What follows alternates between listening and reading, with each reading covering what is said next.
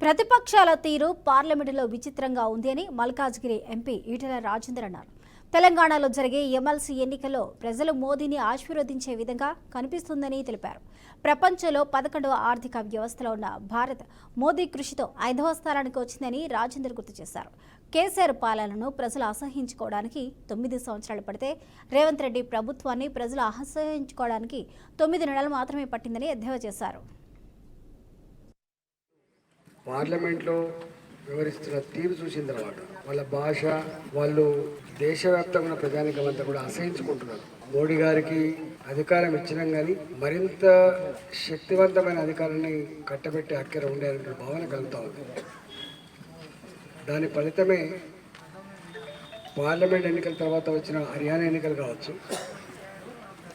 మహారాష్ట్ర ఎన్నికలు కావచ్చు, ఢిల్లీలో జరిగిన ఎన్నికలు కావచ్చు, పదే పదే అయోధ్యలోనే మీరు ఓడిపోయిందని చెప్పి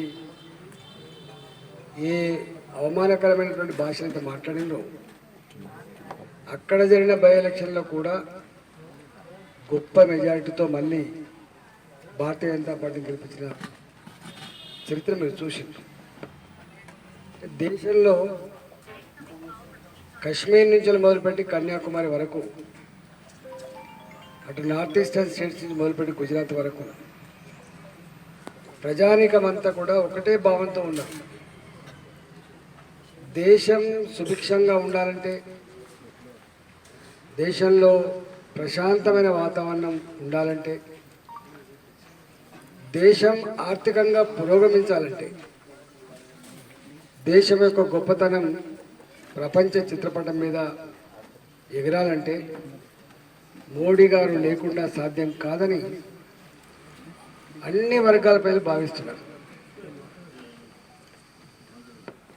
ఒకప్పుడు భారతీయ జనతా పార్టీ మీద అనేక రకాల అపనిందలు మోపింది.